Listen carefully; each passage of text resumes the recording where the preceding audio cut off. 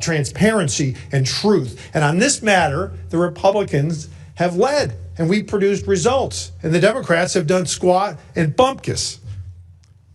For the record, you know, that kind of incendiary rhetoric, while it may make headlines and make people famous, or perhaps better stated infamous, and raise loads of woke cash, maybe even get you invited to Hollywood parties. But at what cost? Those kind of lies create division and damage, and they're ludicrous, absurd, lazy, and perhaps, worst of all, unoriginal. And I don't think it's going to translate much to Journey to the Upper Chamber. I hope it doesn't translate to that. The Trump administration and Republicans on this committee and on this issue have served Lady Justice by a count of about 178,000 to 0. So the Clintons should come in, honor the subpoena, and testify. And you know why, Mr. Chairman? In the pursuit of truth. Mr. Chairman, I yield back. Gentleman yields back. Chair recognizes Ms. Stansberry from New Mexico. Thank you, Mr. Chairman. You'll have to forgive me if I do not give a slow clap to our colleague across the aisle for his Academy Award-winning appearance just now in front of the committee. But I want to just address some of the things that I heard here today and to talk about why we're here. What I've heard here this morning in front of this committee is exactly why the American people hate politics. Because the American people don't care if you're a Republican, if you're a Democrat, if you're an independent, whether you vote or you don't. They want the Epstein files and they want justice and accountability. And they don't give a damn whether or not it's Democrats or Republicans or who is implicated. They want accountability. And that is what the survivors are asking us for. They are asking us to do our jobs, to make good on the promises that we made them when they came and met with us, and to actually, in good faith, conduct an investigation. Now, I always think it's important to pull back the curtain for the American people about what happens in these committees. And I was not shocked and surprised, but, you know, I think it's important to note that when I stepped out of the committee a few moments ago, the press were huddled on the Republican side of this committee room to take statements from the Republicans. They're not out in the kind of like neutral area. They're standing outside the Republican door so that after this vote is taken, our Republican colleagues can walk out and make a statement to the press. Now, I think that that's important to note for the public here, because this is not about true accountability. Because if this was actually about getting to the bottom of this case and actually holding individuals accountable for the crimes that were committed by Jeffrey Epstein, by Ghislaine Maxwell, by the associates, and the many, many people who are implicated in this case, what would be happening right now in this committee is that Pam Bondi and DOJ officials would be sitting right there on the witness panel answering questions under oath, because they are breaking the law. They are not complying with our subpoena. They are not complying with the Epstein Transparency Act. And on the day, the final deadline, that they were supposed to release their final explanation about why they may have redacted some files, and in fact they have, as has been stated many times, only released less than 1% of the files, Donald Trump used the United States military to invade a foreign country and steal their oil. And while we're sitting here and our colleagues are trying to create a spectacle for the media, every single newspaper in the United States and the world's headline is about how Donald Trump right now is in Europe embarrassing the United States.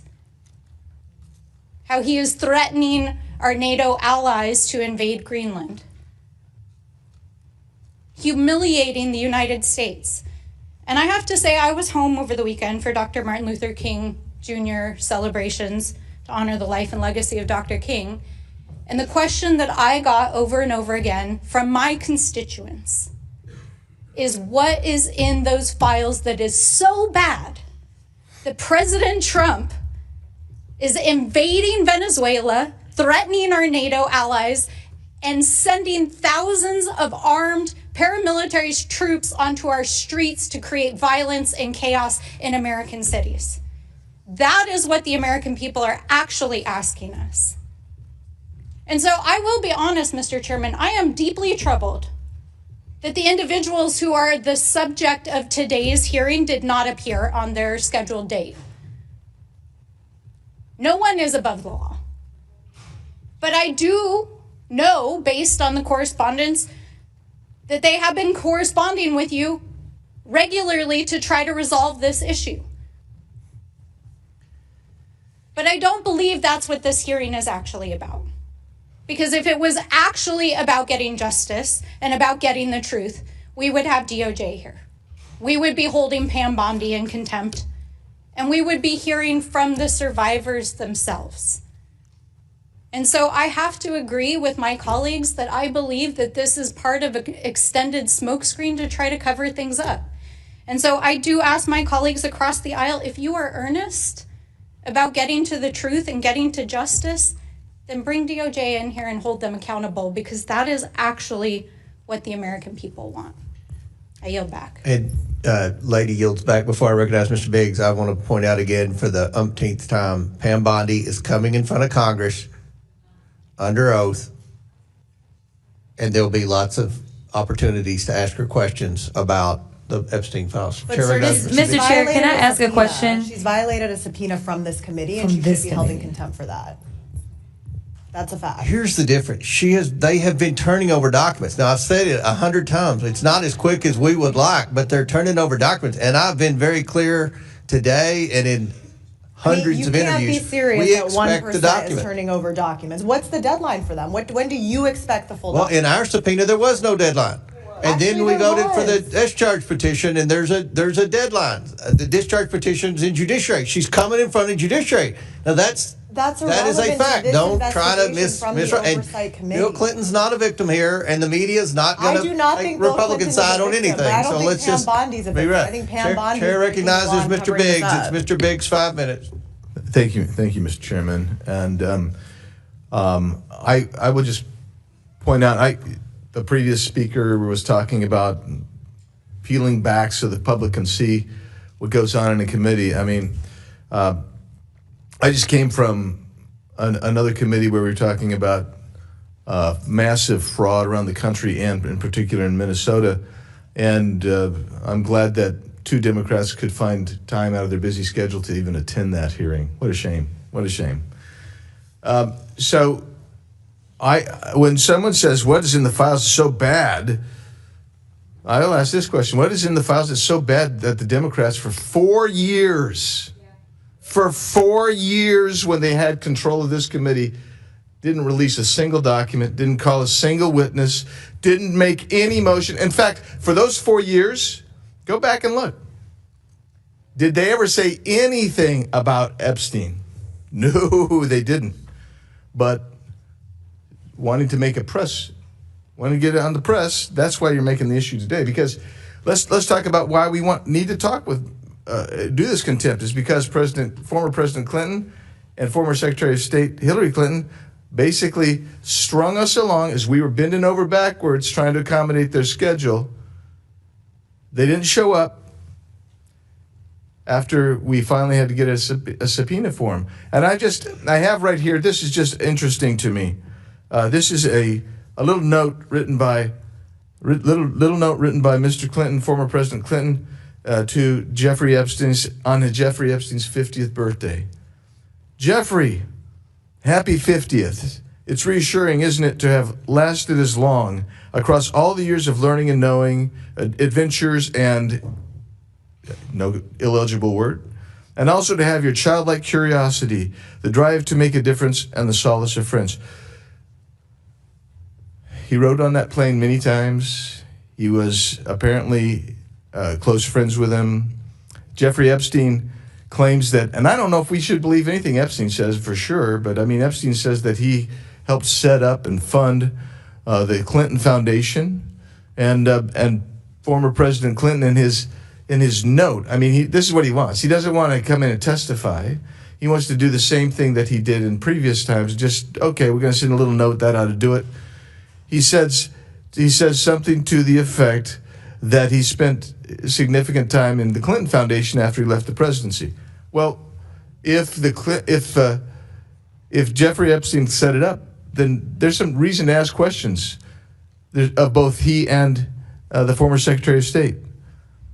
They were given a subpoena. It was a lawfully issued subpoena by a standing committee. By the way, I happened to be at that subcommittee hearing. I was there when every Democrat voice voted that out. Nobody objected and said they didn't want him to be subpoenaed. But he was subpoenaed, and he didn't show up. So here we are. And with Mr. Chairman, I'll yield time to you if you need it. I appreciate it. I think that everything that needs to be pointed out, we've pointed out. So I will. Then I'll yield, sir. Okay. Chair, any other members seek recognition? Chairman. Mr. Mfume. Thank you, Mr. Chairman. I want to thank you and the ranking member, and I particularly want to underscore the ranking member's opening statement, and that was that oversight Democrats want the truth about Jeffrey Epstein's crimes and accountability for everyone involved. He said, and I agree, we want transparency, we want the facts, and above all, we want this committee to use its oversight tools in a serious and responsible way.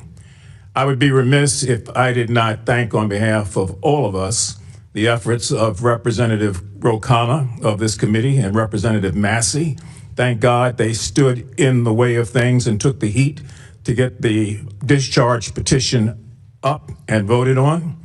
And I want to also point out something that I think is important, and that is consistencies, Mr. Chairman. The action that the majority has been proposing today departs from this committee's established practices, including its long-time standing acceptance of written testimony and the level of accommodation this committee has traditionally required before proceeding to criminal contempt, not civil, criminal contempt. I'm glad, as the ranking member has stated, that the Clintons have agreed to testimony and to a transcript and to meet. I agree also that that meeting should not be taking place in New York. It sends the wrong reason for anybody that gets something from this committee. They should come to the committee. It's just that plain and simple. But it departs in many instances with the way this committee has moved on. And I say that because we never know this time next year who might hold that gavel and who on either side may want to go after the current president, his sons, his wife, his family, and anybody connected to him as a department head. I'm just pointing out the fact that it's a slippery slope. Now, does Bill Clinton have to defend himself? Absolutely, yes. It is a bit curious, however, why we are going after Mrs. Clinton.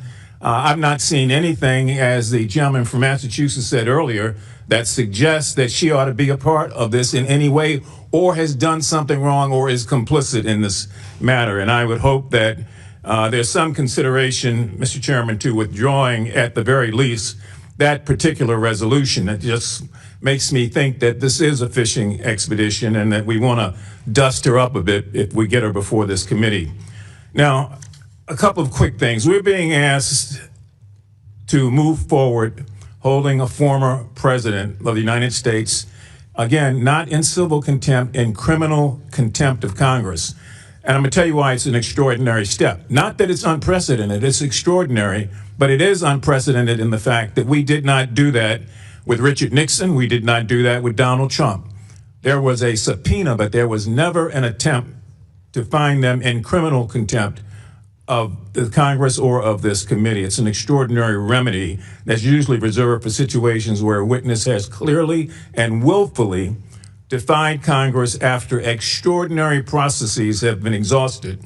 The majority has not demonstrated that standard so far. I do want to say also that we're in a situation where I don't think that anybody on the Republican or on the Democratic side of this committee is trying to defend former President Clinton. They're trying to find a way to make sure that we're consistent. So the reason we keep hearing the need to have Pam Bondi before this committee is that we're getting ready to bring criminal contempt charges before there's been an investigation. Usually that happens after the investigation. And the notion that somebody is going to come before this committee, Mrs. Maxwell, and take the fifth, I don't care. She's already a convicted criminal. She can't take the fifth. But we can do the actions we ought to be about, and that is to make sure that both of them are before this committee, and then to make sure also, or to suggest, it's up to you and the ranking member, that that meeting takes place and those transcripts are made available, and that Mr. Clinton comes before the committee with counsel so that we then are in a position to move forward. We're taking a big jump here without doing some of the things that we normally do. Now, I'm glad that Ms. Tlaib brought up the matter of victims. She's not here right now, but all of us sat in that room with those victims. It was gut-wrenching, and all of us made a commitment that we would prove that this institution could and would do the right thing. So we're challenged here, Mr. Chairman, and I hope that you and the ranking member can give us a way to proceed here, that both of the concerns on both sides are addressed. But if we just move straight as we're going now without an investigation, it begs the question, what happens when the shoe is on the other foot? I yield back. Gentleman yields back.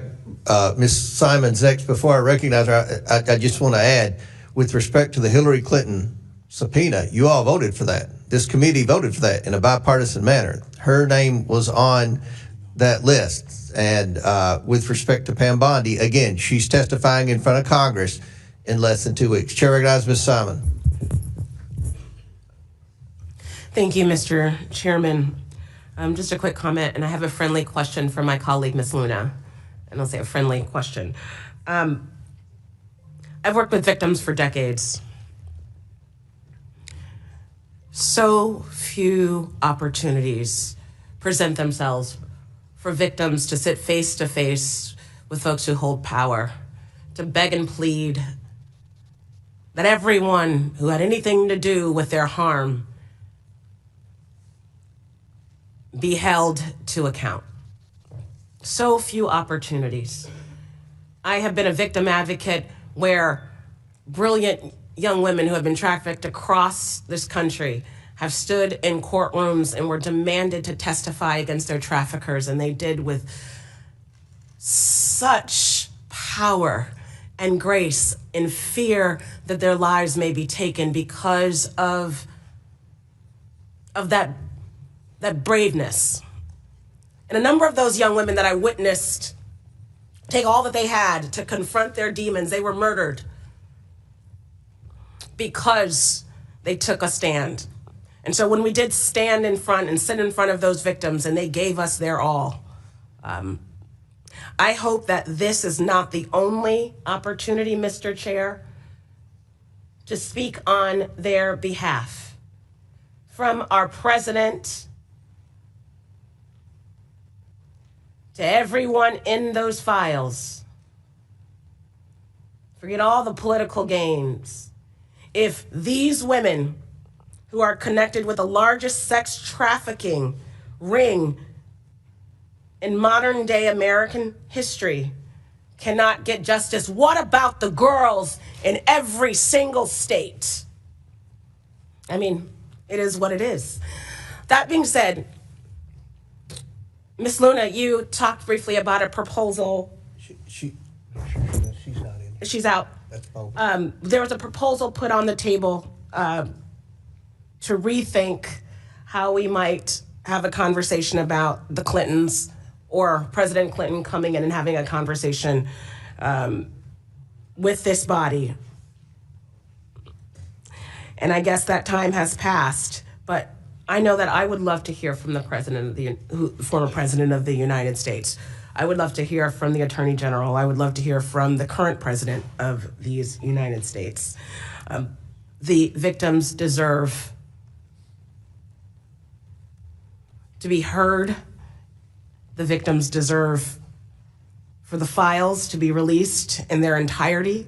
And the victims deserve for us to get to the bottom of this matter. I yield back. Well, I actually would like to yield my time to the ranking member. Actually, I'm okay right now on time. I might come back around, but back to Mr. Comer and the Republicans. Thank you, Ms. Simon.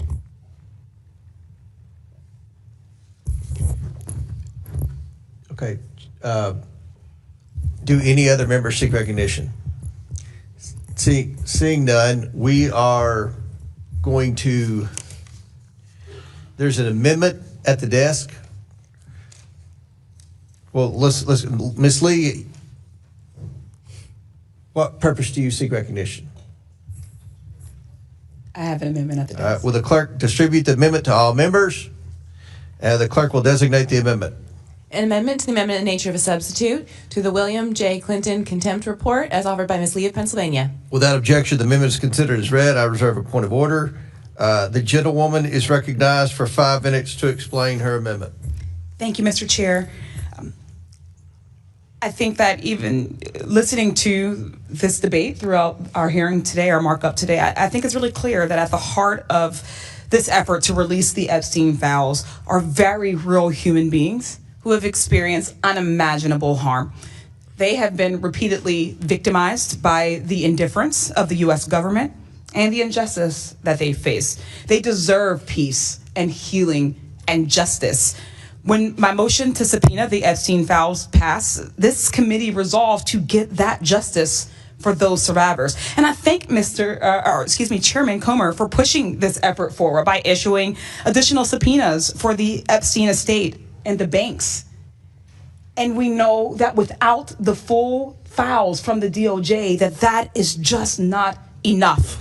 That's why I'm introducing this amendment, which holds Attorney General Pam Bondi in civil contempt for failing to comply with the August 5th subpoena, and I urge my colleagues to support it. And we believe that we should start with civil contempt because we are serious about this investigation. We want these files and we want to hear from them. And we must start there. The Department of Justice needs to be the priority.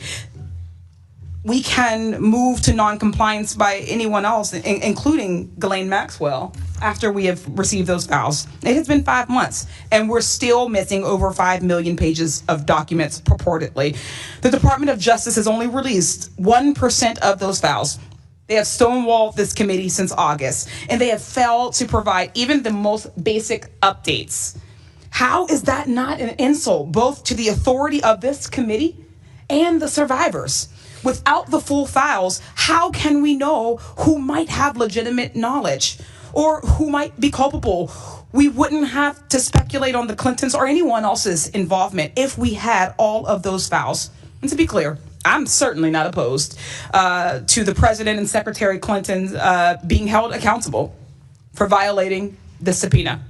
But the fact that this effort to hold the Clintons in contempt was fast-tracked and is happening before any action against the Justice Department is just evidence that the Republicans on this committee are not taking this investigation seriously. It is an unequal application of law. And again, it is a bit ironic that these contempt resolutions empower the Justice Department to imprison possibly 2 people for defying the exact same subpoena that they themselves are defying. If this committee wants to be taken seriously, we would be addressing all of the bad actors in this investigation, not cherry picking them for political points. The Justice Department needs to be held accountable for their non-compliance and lack of transparency. They have been selectively producing information, shielding powerful people, and obstructing any efforts for oversight. And if we don't hold them accountable, Mr. Chair, we are too. Just this past Friday, Attorney General Bondi asked a New York federal judge to deny an appointment of a special master to monitor the release of the Epstein files. They don't want a neutral third party making sure they follow the law. I think all of us should be questioning what the Justice Department is doing that they don't want the American people to see. We can't just take them at their word that they'll eventually get around to releasing the files. Quite frankly, they have put up the same, if not far less of an action as the Clintons have. What little information they've released so far has either already been made public or has been a mess of just sketchy redactions. A group of survivors sent a letter to the Justice Department's Inspector General complaining that the redactions had been, quote, selective. They pointed out that multiple times the names of alleged abusers appeared to be redacted, yet some survivors' names and identifying information were released. To be clear, the subpoena I moved to secure does not allow for redactions unless it would protect the identity of a survivor or contains child sex abuse materials. They have had plenty of time to work with this committee to protect survivors' identities. This is bigger than one case. It's about rich and powerful people being protected by each other and institutions. It's about a system that has enabled Jeffrey Epstein and Ghislaine Maxwell and whoever their co-conspirators are to buy favors and silence from our government. This effort is the one time we could get some real accountability and reclaim the power of this system. Republicans, don't drop the ball by allowing Pam Bondi and the Department of Justice to play us for fools. Mr. Chair, you are setting a precedent that non-compliance with this committee will result in immediate contempt proceedings. So I challenge you and my Republican colleagues to put your money where your mouth is and pass this amendment and holding Pam Bondi in contempt. I yield back. Gentle yields back. I'll recognize myself just for amendment. Look, I oppose this amendment, and I hope everyone on the committee opposes this. That's because Attorney General Bondi and the Department of Justice, they have released documents. Again, not at the speed or pace that any of us want, but they are complying with our subpoena. That is a fact. I oppose your amendment, Ms. Lee, because you amend the criminal to civil. And I think that most of what I'm hearing from my colleagues on the other side of the aisle is everyone wants to hear from the Clintons. They've had an opportunity for 5 months. They will have another opportunity between today's vote and the floor to come in and answer questions. Pam Bondi is coming in front of Congress in less than 2 weeks to answer questions. Your colleague, Ms. Crockett, I don't want to speak for Ms. Crockett, but I'm pretty confident Ms. Crockett's going to grill Pam Bondi, right? You agree with me? I would have won that bet. Is she coming with the facts? Is she coming with the facts? Well, we'll see. I think that's a good. She may. I hope she does. So I oppose this. Now, Chair recognizes Mr. Garcia. Thank you, Mr. Chairman. I want to just start by saying I strongly support the amendment proposed by Congresswoman Lee. The House majority keeps saying that they believe that no one is above the law. Oversight Democrats certainly believe that, but the Attorney General is violating it with impunity in support of a White House cover-up every single day. We want accountability for her failure to comply with our subpoena for the full Epstein files that's been in place since the summer.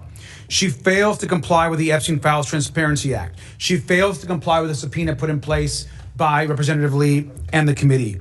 This is clearly a White House-directed cover-up. Now, over a month after the deadline, only 1% of these files have been released. No explanation has been given for illegal redactions, again in violation of the law. Epstein survivors have reported that their names have appeared in parts of the document that were not redacted. And every day, she continues to withhold files and conceals the truth. She continues to give Ghislaine Maxwell special treatment by moving her to a less secure prison that we all are aware, which is completely shameful. Now, Chairman Comer, you claim, of course, that the Attorney General was complying with our subpoena. I mean, that is absolutely false. 1% of the documents since a subpoena in place during the summer is not complying with our subpoena. Now, on August 5th, 2025, this committee issued that subpoena, compelling her to produce documents and communications. That subpoena unambiguously required the Attorney General to do that no later than August 19th of 2025. August 19th, not December, August 19th of 2025. On August 22nd, the DOJ made a single production of approximately 33,000 pages to this committee. All of those documents, however, were already public. The DOJ has made no additional production to the committee pursuant to the subpoena. The DOJ has failed to provide specific information in response to repeated requests from Democratic oversight staff as to why the DOJ's timetable continues to move and why it's not fulfilled its production or the law. Now, in response to letters from our committee on November 25th, the DOJ transmitted a single letter in response to the committee's inquiries. They claimed that the DOJ was working to comply with the Epstein Files Transparency Act, which now, of course, we know they actually weren't doing because we actually haven't received very much. The letter made no reference to the committee's subpoena, no reference to DOJ's plan for compliance. The corrupt failure to comply with the Epstein Files Transparency Act is not just a crime,